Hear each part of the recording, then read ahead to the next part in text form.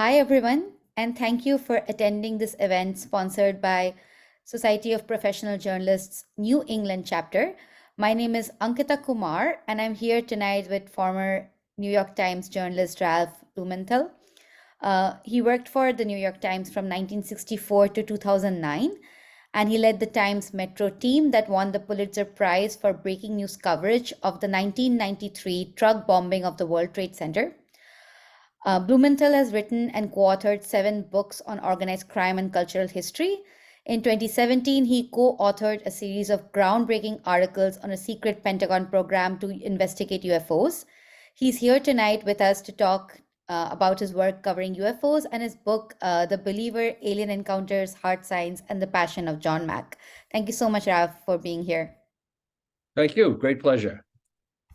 So, Raf, just to get started, I would love to know about your experience at the New York Times covering UFOs. You were there at the Times for 40 years and covered some of the biggest stories for the publication. So, did you ever imagine that you would be writing about UFOs?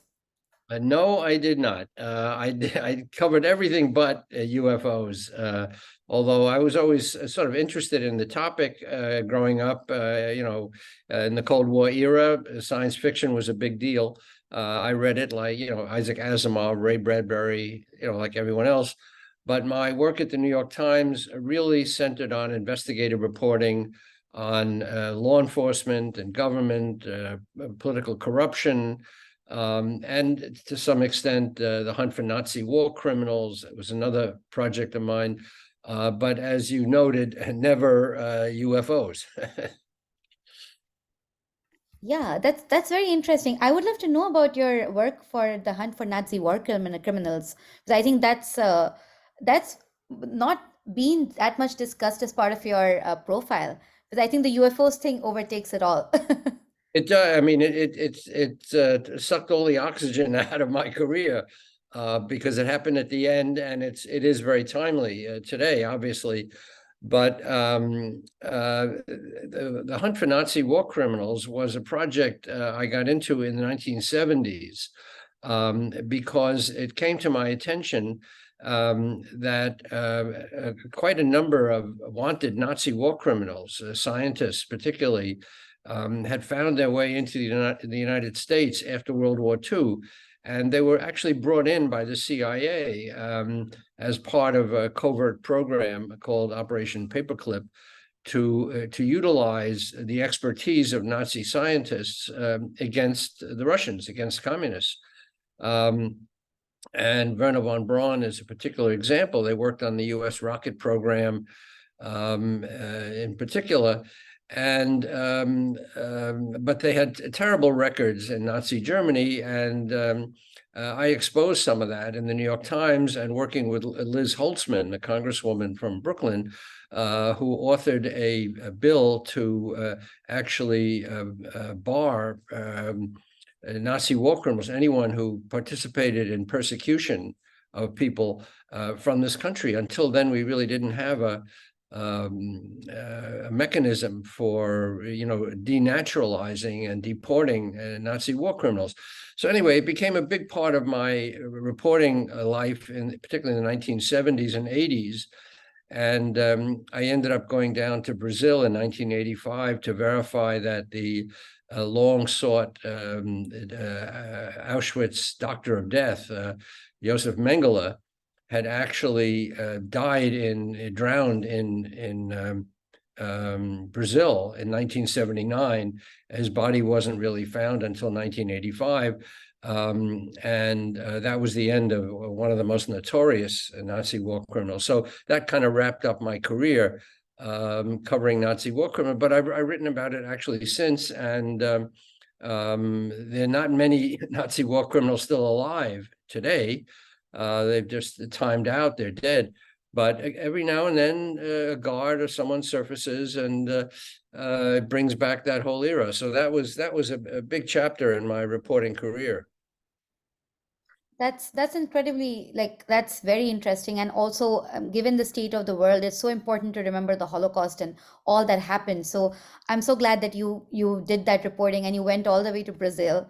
And that's very interesting. And that also makes me wonder, like, since you were talking about the government, you your series on the Pentagon's Advanced Aerospace Threat Identification Program detailed how the Pentagon secretly spent nearly $22 million on this project.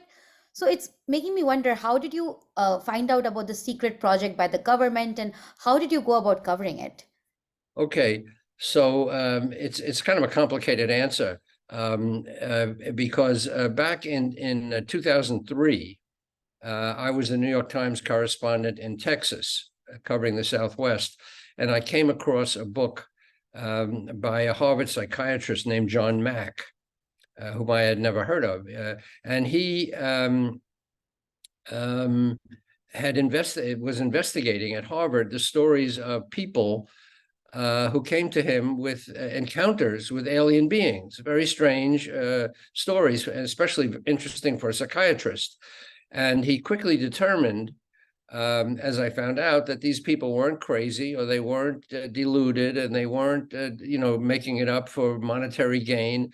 They really had some strange experience, which to this day can't be explained. So anyway, I picked up a book of John Mack's. I thought was interested. And I thought I'd interview him. I thought he'd make a great story in the New York Times. I did not know he was already very famous or infamous. He'd been in the New York Times and written up at great length.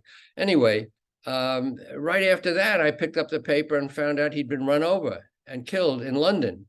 He had written a Pulitzer Prize winning biography of Lawrence of Arabia, T.E. Lawrence, and had gone back for a seminar on Lawrence and looked the wrong way, as Americans do in London, and got run over. So that, and I determined to continue my research, and the family granted me access to his voluminous archives. He was a great saver, and it made a really fascinating story. And I ended up working on a book about John Mack. So that started in 2003, and I was already working on the book in 2017 when a colleague I had met who knew about UFOs came to me with a story of attending a meeting in Washington, D.C. with intelligence people where they disclosed that the Pentagon was still involved in the search for UFOs. The conventional wisdom was that, and the picture the government had always put out was that the government was out of the UFO business after 1969. They put out a report, Project Blue Book, said there was really nothing to see here, even though there was still 701 cases officially unexplained. So the government sort of shut the book officially on UFOs, but Leslie Kane, my colleague, had been in Washington and met people who were still involved with this secret Pentagon office investigating UFOs. So we brought the story to the New York Times. I had already left the Times officially after 45 years in 2009, but I still had contacts there. And we went to the Times and said, look, there's a good story to be done on the secret Pentagon office studying UFOs. And we had 3 Navy videos of some of these encounters. So the Times, to its credit, went for the story, and we broke it in December 2017, as you said, on the front page on a Sunday with the videos on the website, and it caused quite a stir. So this brings me to my next question and makes me wonder, when I was a kid and I first read about UFOs, I think I was 4 or 5. And I was just fascinated. Every time I looked at the sky, even if I saw a plane flying, I would think it was a UFO. So how do you keep audience expectations in mind when you write such stories? Because there's always the possibility of it bordering on fact and then popular culture. So how do you balance that when you write stories for publications like the Times? Well, first of all, everything we've written for the New York Times and for other publications really relies on named sources, identified sources, because we don't believe it's really a good journalistic practice to use unnamed sources. They don't carry the same weight. Readers don't believe them. So we made a point in this really very difficult area of reporting, where there's still a lot of secrecy, a lot of classified material, of only using sources who would be identified, which means that a lot of the people we talked to wouldn't go on the record. So we didn't use them. So we put together this story saying that Harry Reid, the Senate Majority Leader at the time, had gotten an appropriation of $22 million secretly. It was buried in the Pentagon budget to fund this UAP. The government calls them unidentified aerial phenomena. The name of the unit at the time was ATIP, it's an acronym, Advanced Aerial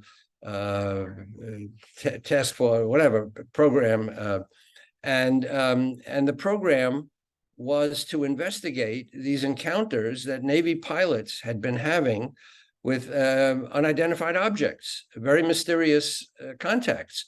And it was not announced at the time that the Pentagon had this office, but we found out about it through the meeting in Washington, and we got people on the record to talk about it, including the director of the office, a man named Lou Elizondo.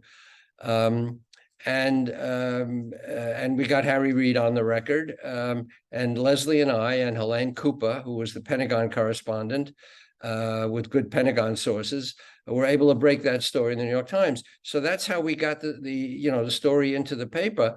As I said, we're very proud of the fact that we did it with named sources, and everything we found out was really right there for people to read. They didn't have to take anything on faith. I mean, it was all laid out. That's very interesting, and it also gives insights for younger journalists on how to go about reporting such stories. Because I think when I was in journalism school, this was a big topic. Like, should we go ahead with unnamed sources? And it's good to know that the Times has this practice. And your reporting also detailed the experiences of Navy airmen from USS Princeton and USS Nimitz. And there's a so-called Tic Tac video, and it's one of the most famous UFO footage of all time. And what was your experience interviewing these pilots? And were you surprised when in 2020 the Defense Department authenticated three videos of aerial encounters published in the Times? Yeah, well, we weren't surprised that they authenticated because they had to. It was their own Navy videos. Although the government has done some strange things over the years in denying, the reality of this phenomenon. I mean, we can talk about that, but among the people we met and interviewed was a pilot named David Fravor, who had this encounter with what he called a Tic Tac. It looked like one of those giant, white candies, like a propane tank sort of thing. And it was flying. He was sent up to investigate this. It was spotted, by a Navy ship that he was attached to as a pilot, and they sent him up to investigate. And he saw this thing, which looked like no other flying, no aircraft he could identify. It had no wings, no tail, no means of propulsion, no engines. And he got a really good look at it. And then, as he told us, he saw it shoot down from a great height of 30,000, 40,000 feet down to the edge of the water. And there's something seemed to be churning underneath the water, another object. So he reported all this to us, and we put the story in the New York Times, and it really gave rise to a whole other area of reporting that these objects are not just flying in the atmosphere, but some of them appear to be operating underwater, which is even stranger than the ones in the atmosphere. Anyway, he was on the record. He had impeccable credentials, service record. He wasn't seeing phantoms. He was not mentally ill. He was a very highly decorated pilot. He testified to Congress recently with two other service members. Anyway, so we've told his story in the New York Times, and that became part of the package of stories that really, gave credence to this phenomenon.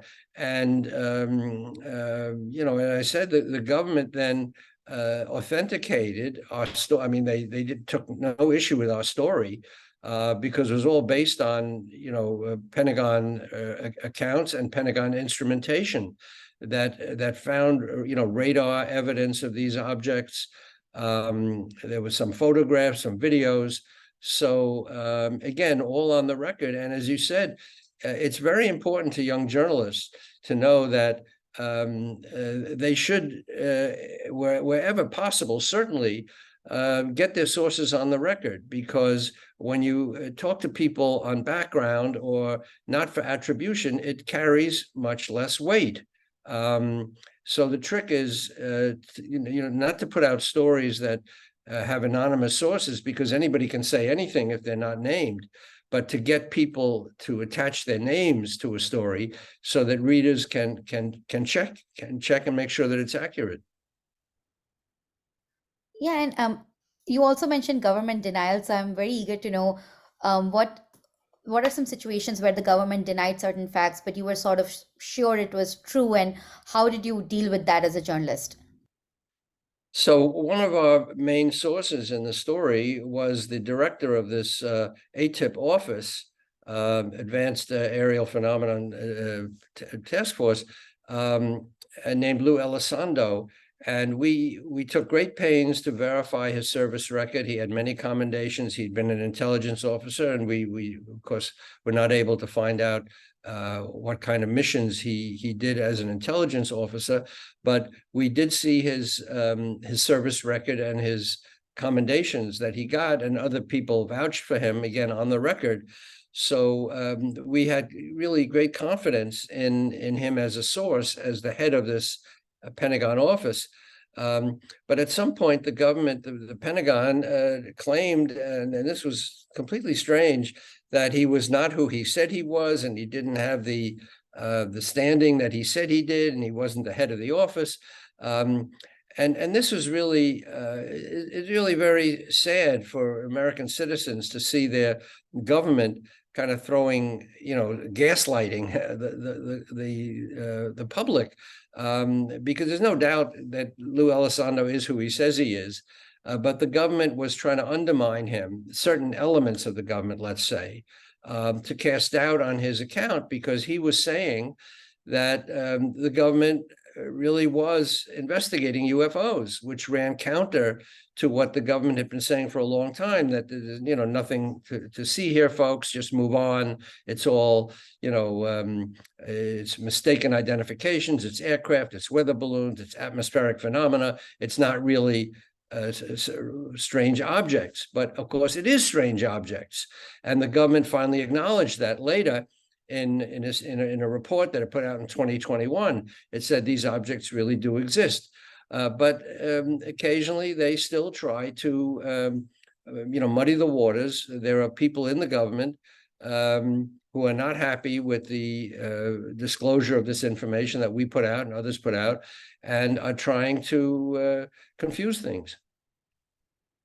It also makes me wonder, like, I spent a significant part of my childhood and teens in India, and to be honest, the UFOs, or like speculation or conspiracy theories about UFOs, wasn't that commonly discussed.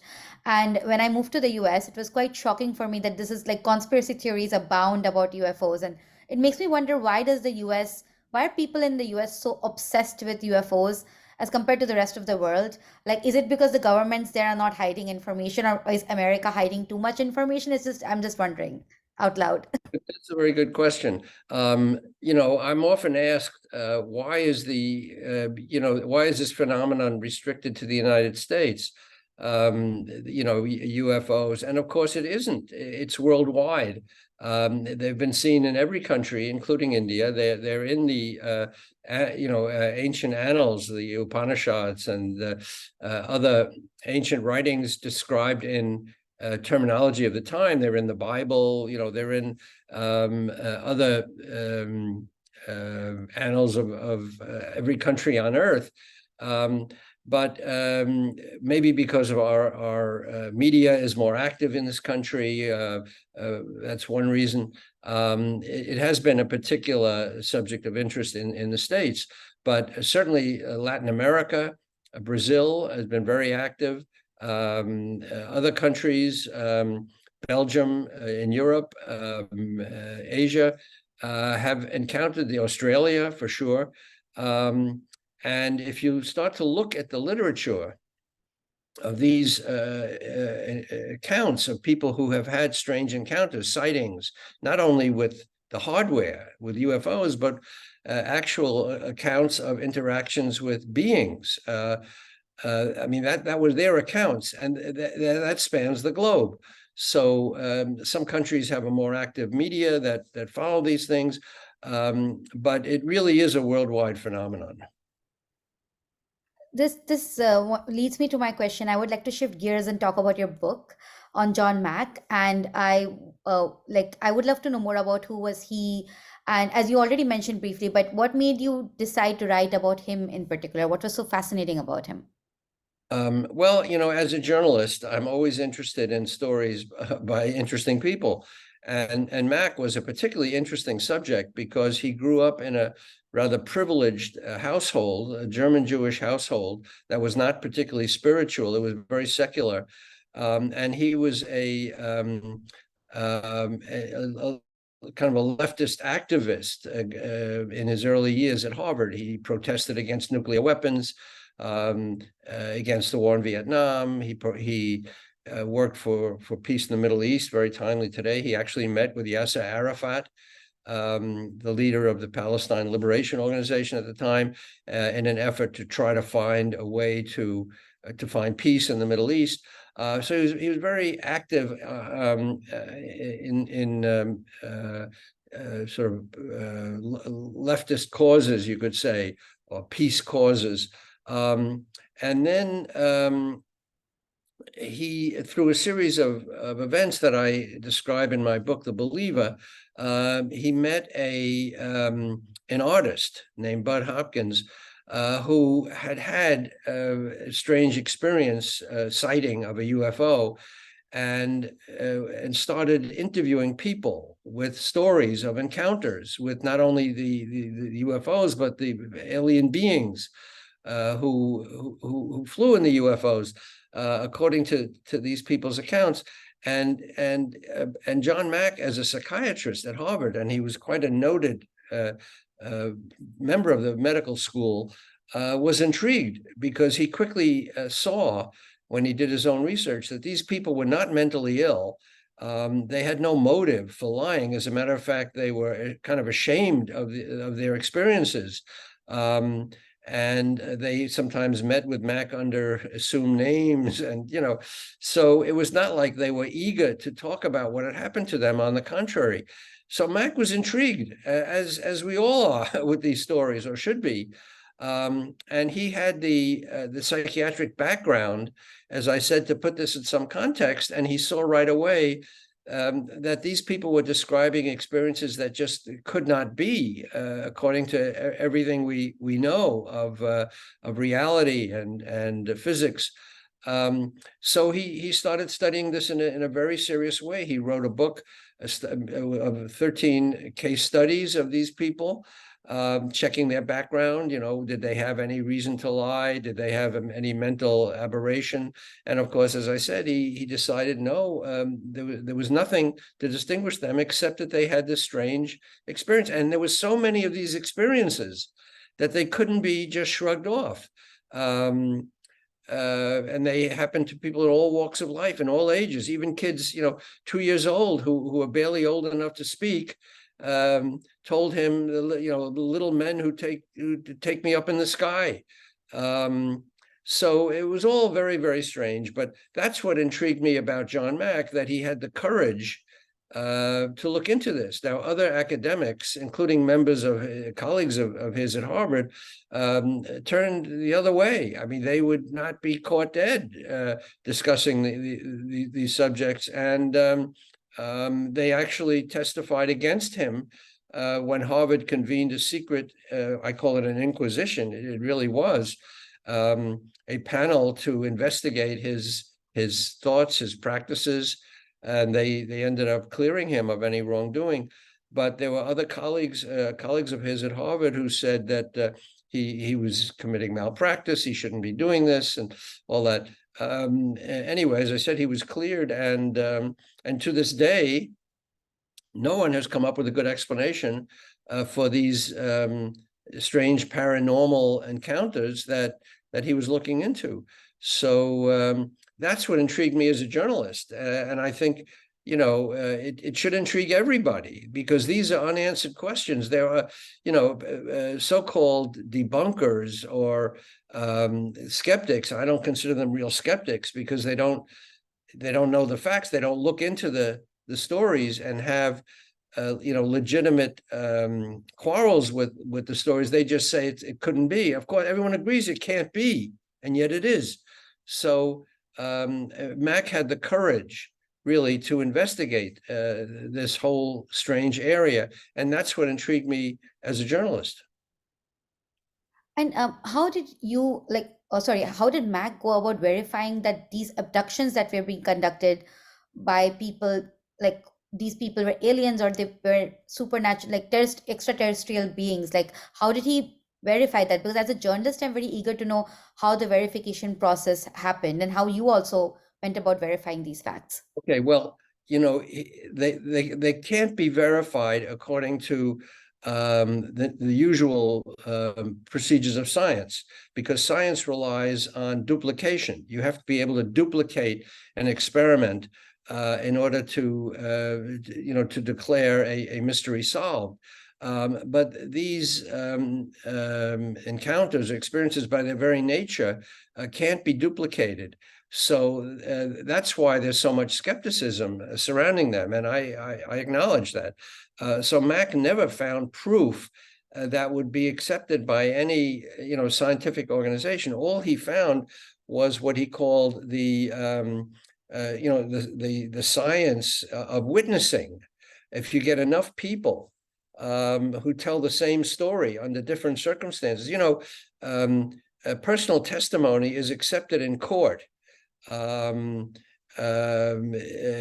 Circumstantial evidence, we accept that in a courtroom. If somebody testifies to something, and a jury believes him or her, people can be convicted and condemned to death based on that testimony.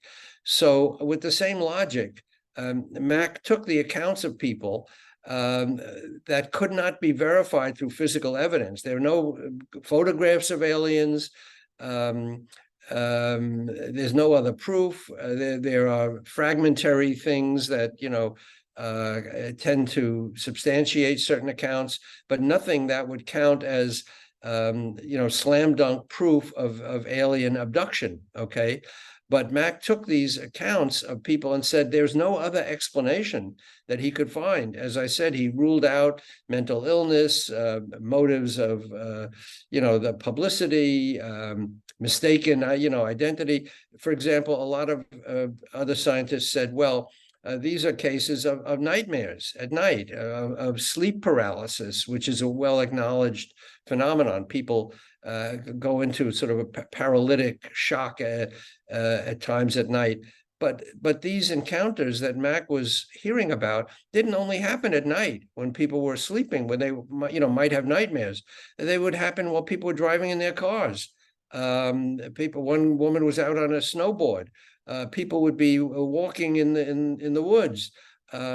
So nothing really fit an established hypothesis. That's what makes the subject so difficult. Mac just ruled out all the other explanations that people were coming up with and was left with, well, maybe it happened on some level, somehow. It also makes me wonder that when I was younger, and my dad's getting older now, and he's getting more into religion, and I'm younger, I'm always questioning religion, and now I wonder that it's a personal belief, and there are a lot of things that cannot be explained. Like, there's a lot of sentiments, emotions, and things you feel that just cannot be put into words. Yeah, that's a very good point. I mean, we don't understand love at all, and yet we believe in it. I mean, we can't describe why two people fall in love and two other people don't fall in love, and yet we know that love exists. So that is an example of something we can't prove, and yet we widely acknowledge that it exists. So that's the problem. This field, look, there are more mysteries in this area than anywhere else. And my wife and I recently wrote, after the John Mack book, we wrote a children's book called UFOs, OHS, Mysteries in the Sky. And we acknowledge that there is no explanation for these objects, where they come from, why they're here, if they're intelligent, if they're operated by intelligent beings. We don't know. All we know is that the government now acknowledges that these objects are real. They're not hallucinations. There are objects that can do amazing aerodynamic things that operate in the atmosphere and maybe underwater as well.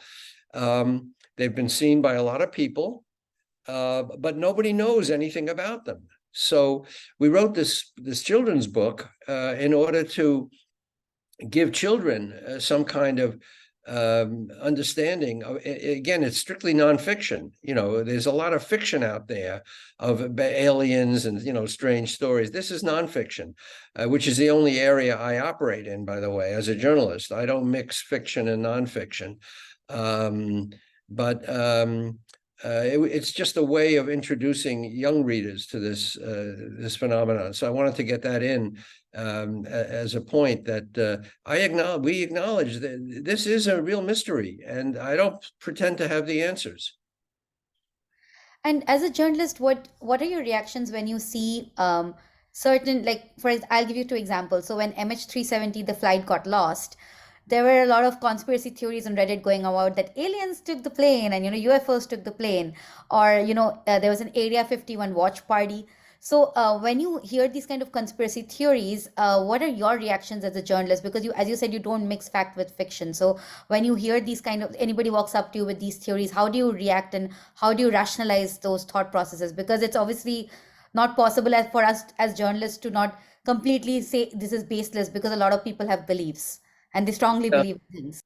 You raise a good example, because when that happened, when that flight disappeared, there were a lot of strange hypotheses and stories going on that it had gone into the equivalent of the Bermuda Triangle, where aircraft disappear. And I looked into it briefly, some of those stories, to try to see if there was. I actually talked to a psychic at the time to see if the psychic had any clues as to what had happened. Because sometimes psychics have some strange. Police use psychics sometimes. They are in touch with information we don't understand. Let's put it that way. I'm not saying it's foolproof or always works, but it's a tool that law enforcement has come to use, and it has raised some questions of how certain people know certain information.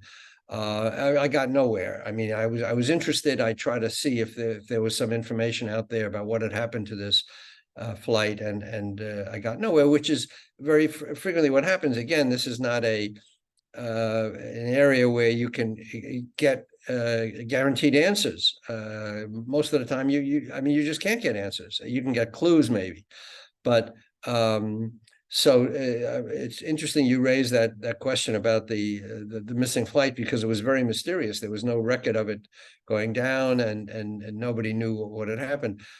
So I looked at various possibilities, but came up with nothing. Yeah, and we are still looking for the flight. So almost 10 years. But yeah, so this past June, you and Leslie Keane wrote in the debrief about David Charles Grush.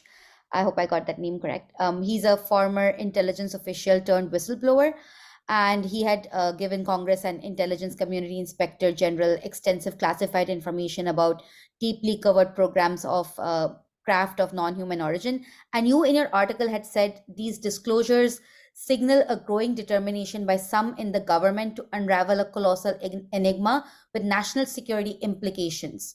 So, why did you believe that there's a growing determination within the government? Why are there national security implications?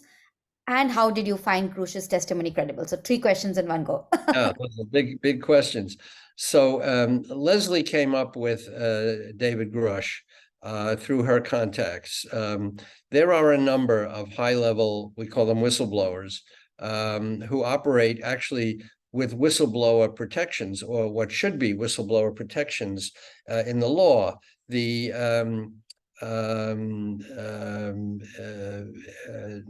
Defense Authorization Act of 2021, I believe, provided for there was a section protecting whistleblowers who have information about UFOs, particularly.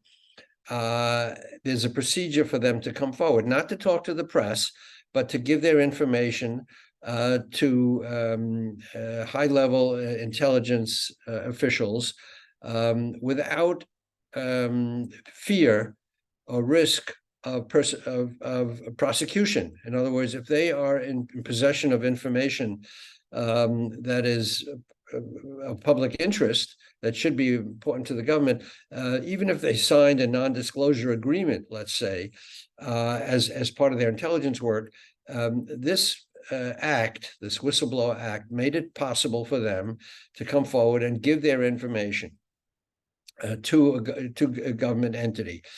And that's what David Grush did. He had been an intelligence operative, very high level, worked for different intelligence agencies. He had been a soldier in Afghanistan, decorated soldier. And as part of an intelligence work, he said he knew that the government had retrieved intact craft, UFO craft, not of this earth, and had not reported it to Congress. And he knew that he had not seen these UFOs or UAPs, but he knew that he was told they existed, and he reported that. Now, he went to the government. Not only did he operate under the Whistleblower Protection Act, but he went to the government and said, I would like to talk to two journalists, me and Leslie, about what I know about these retrieved craft. Would it violate any classified statutes? And the government said no. They came back to him and said no. So that was interesting. That was a sort of verification that at least the government was not blocking him from speaking about this. It didn't agree that this information was accurate or not accurate. It just said, you are allowed to talk to the reporters about this. And he did. So that was a big revelation. Later, he reported that he was called before Congress with Dave Fravor, the other pilot, and Ryan Graves, another pilot. And the three of them testified in open session to a House committee. And he said the same thing, that the government has been, that Congress has been denied information about these retrievals of UFOs. And this was a sensational revelation. And Leslie and I got that story from Grush. As I said, it had added credibility because he went to the Pentagon and said, I'm going to say these things. Is it okay? The Pentagon said, we have no problem. Then he had a lawyer who was the first Inspector General of the intelligence community, a very high-level former intelligence officer himself, who became David Grush's lawyer, which also spoke to his credibility, because presumably a high-level intelligence official who was a lawyer wouldn't take a client who was a liar. So anyway, we had all these signposts that verified Grush's identity and information, that he was credible, at least. And he also said he was retaliated against in violation of the statute. The statute is supposed to protect people coming forward with information. But he suffered retaliation in ways that we didn't detail completely in the article because we wanted to protect him, but serious retaliation, and he was in fear of his life. Anyway, that was the story we reported in the debrief. We'd offered it to the New York Times. When we got the story initially, they weren't ready to greenlight the story. Then we went to the Washington Post. They were very interested in the story, but they took a long time to vet it. And while they were doing that, Grush's name leaked out on the internet, really endangering him. So we had to move very quickly. And we went to the Debrief, which is an intelligence website, very credible, where we'd written before, and they were ready to move quickly. They vetted the story with their own intelligence sources, and that's the story that came out. And as I said, subsequently, Grush was invited to testify to Congress. He's very credible. He's got really fascinating information, and that chapter has not been concluded yet. And in terms of it, has he seen any form of retaliation from the government or anything on those lines? You mentioned his name was leaked to the public and it caused him trouble, but within the government, has he seen anything come his way? Well, Grush said something that really stopped me in my tracks at the congressional hearing. I mean, I almost, pinched myself to it. Did I really hear this? But he said, he was asked at one point about the risks of coming forward, and he said that witnesses like himself have been intimidated, and some have been killed. And one of the members of Congress said to him, "Killed by who? By aliens, by the government?" And he said, "Both." Now, you can't make this stuff up. I mean, that was amazing. Now, he did not testify. He testified, openly, obviously, and credibly, in my view. But there were a lot of things he said that he could not go into detail about. At the hearing, he said, "I will testify to Congress in closed session under classified procedures." He offered to give Congress, the appropriate agencies of Congress, committees, information about where these craft supposedly are being hidden, who else could testify about them. And he said he would provide that information. Now, we don't know what information he has given Congress in addition to what was public. We know that he did give Congress 1,100 pages of classified testimony. I mean, that's a lot of information. We don't know what's in those 1,100 pages. But it's very intriguing. If he said this stuff that he did say publicly, in public testimony, what did he say in private that we can't see because it's classified? So we don't know. But I mean, that's interesting in my view. And it makes me wonder, like when congressional hearings were recently happening for Facebook and AI technologies and all these things, we could see a clear gap between the government and the scientific community. Do you feel there's a similar gap when we discuss UFOs at these hearings between the scientific community, military, and the government? Are there different narratives everywhere? Yeah. The scientific community has been very conservative, maybe properly so in terms of being cautious. But I mean, as I see it, in order to be a good scientist, and Albert Einstein, among other people, said this too, you have to keep a certain open-mindedness to things that appear outlandish. It's not enough just to study, well-known phenomena. The really intriguing questions are things that are very difficult to explain, like the UFOs and the alien abduction accounts, some submerged objects that seem to operate underwater. These are, I mean, in some ways, they're considered disreputable because people who study them are ridiculed.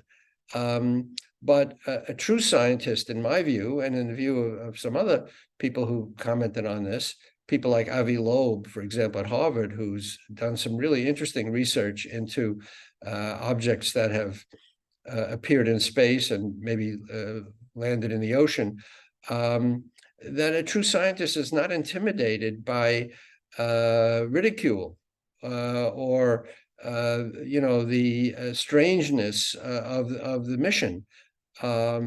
So that's what good scientists do.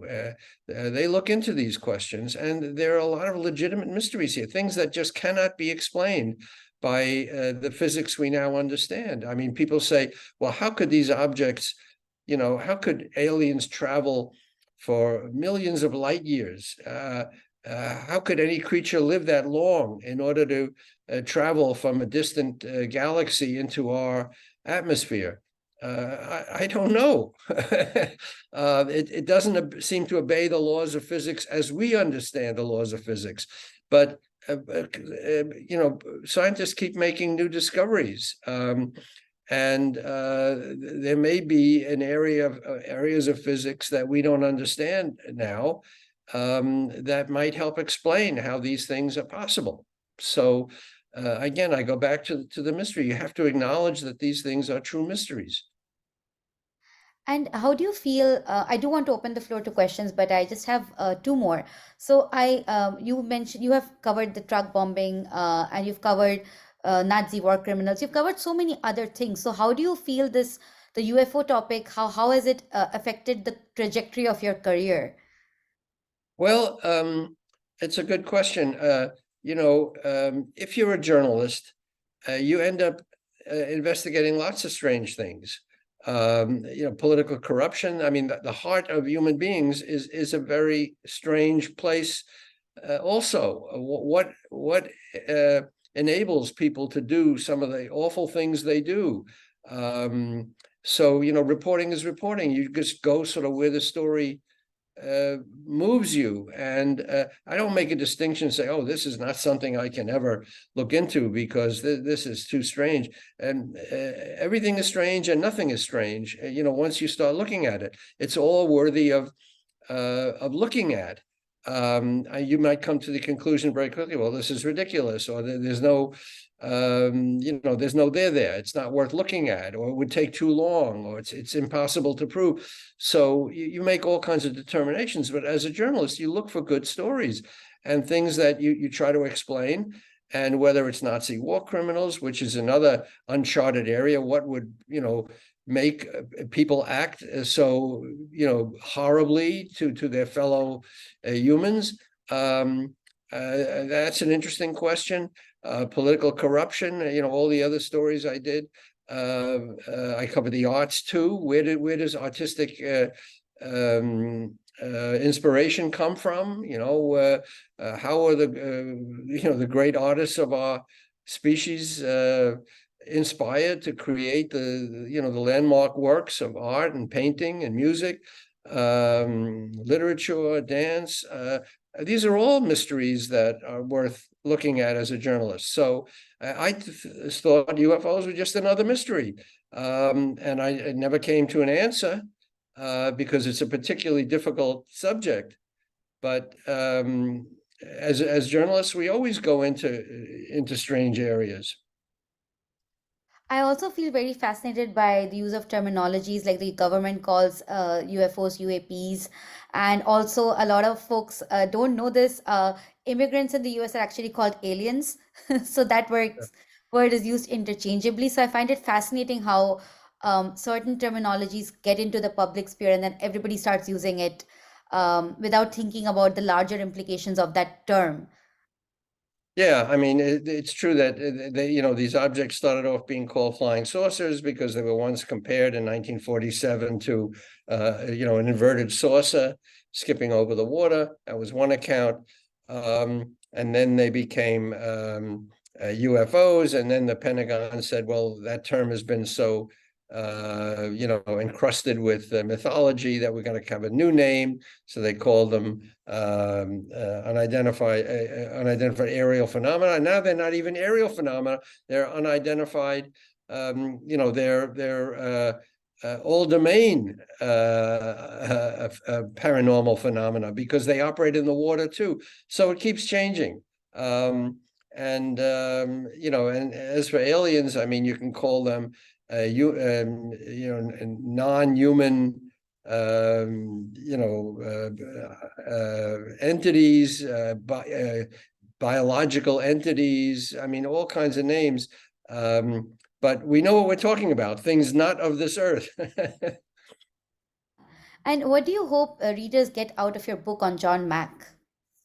Well, I hope they see him as a courageous figure, somebody who I try to keep my judgment out of the book, as some people have noted who reviewed it and said, well, we don't know what Blumenthal really thinks about Mac, and I think that's good. I don't want to, put my thumb on the scale. I wanted to let the facts speak for themselves, but in the end, I do sort of tip my hand and say I found him, very courageous.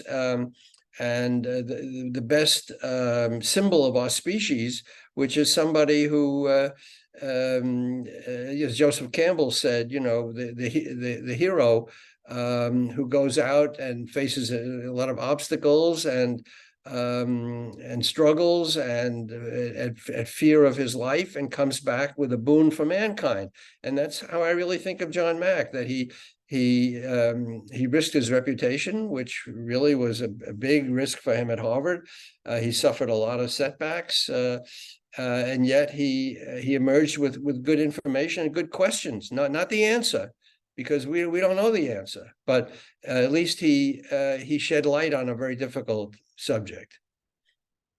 Thank you so much, Raf. This has been such a fascinating conversation, and I know audiences would love to ask questions. So, I would love to floor the open to questions from the Sure. audiences.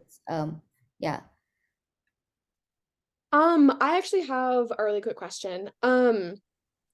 Ralph, I know, I hear you talking about how in the past, how there were so many different accounts of, these unidentified flying objects, and these aliens, and they were even being investigated by the government, and yet, that same government was continuing to deny them. I just wanted to ask kind of personally, what do you think the government what their goal was by suppressing these alien slash UFO accounts, kind of what they had to gain from that, instead of just saying, we're looking at these things, this is a possibility, all those things. Yeah, that's a very good question. Well, first of all, the accounts started coming out in the Cold War era, right after World War II, even though they went back earlier than that. But the real era of UFOs started after World War II. And I think the government was afraid to acknowledge that they did not know what these things were. They couldn't protect people from them because they didn't know what they were. They didn't know how dangerous they were, if they were dangerous at all. So far, they don't seem to be, threatening humanity.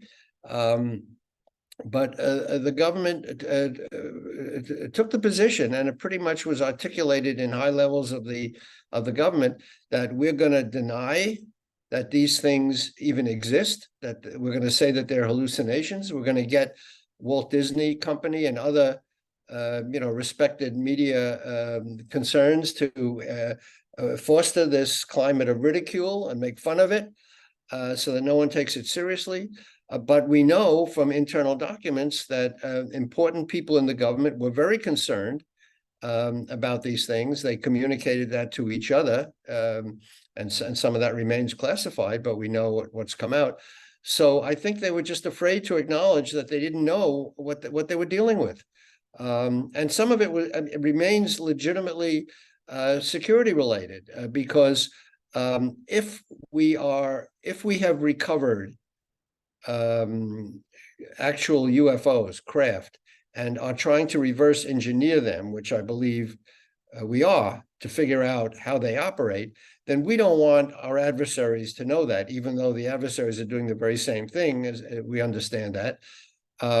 So there is a national security component to this whole subject, that it involves a very super high level technology that we don't want other people to get their hands on. So that's another aspect of this. So that has also contributed to the government posture of denying that this phenomenon even exists. I hope that answers the question. Yeah, that definitely answers. That makes a lot of sense. Thank you. And we're almost at time. So Rafa, I just want to ask you one. I would like some advice from you for young journalists who are joining the SPJ. and the journalism community, if they're interested in covering a topic like UFOs, what would you recommend for the new generation of journalists on how to go about covering such an intricate and complex topic? Okay, well, look, with all journalism, it begins with gathering information. You can't just jump into a subject and start writing about it. And every journalist knows this. You have to start with research. And because this is such a complicated subject, it involves an awful lot of research. And as I said, this is why I fault the so-called skeptics, because not enough of them have done their homework to know what's out there. Because if you've done your homework, you know what a complicated subject this is. You can't just dismiss it and say, oh, these people are crazy, or they're just looking to make a buck on their stories. It's much more complicated than that.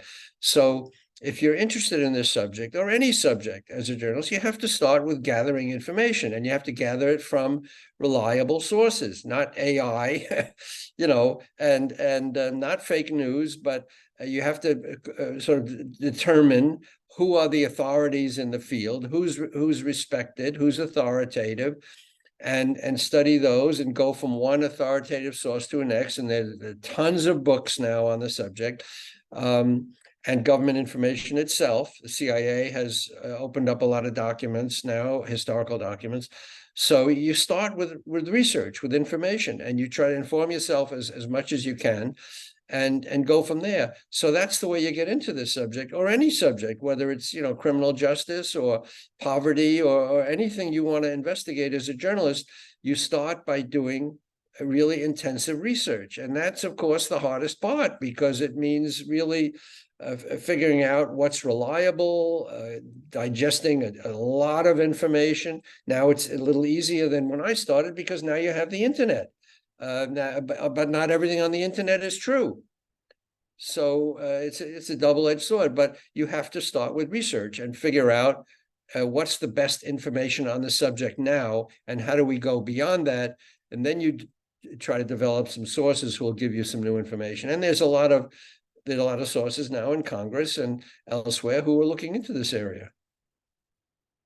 That's very helpful, Ralph, and it also ties in with a lot of the, like reading, as you mentioned, is so important, like fake news, and it's so easy to get swayed away by like sites like Reddit or Twitter, X now, and it's so hard to verify. So I think that's easy and tough at the same time now for journalists. Absolutely.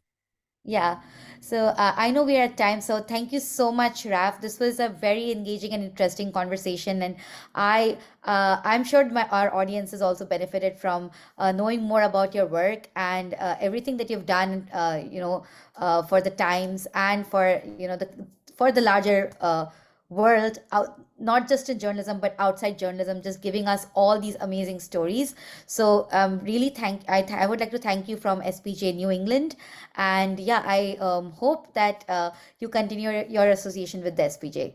Absolutely. Glad to do it. It's a real privilege to address young journalists, and thanks for the opportunity. Thank you, Raf. Have a great rest of your day. You too. Bye-bye.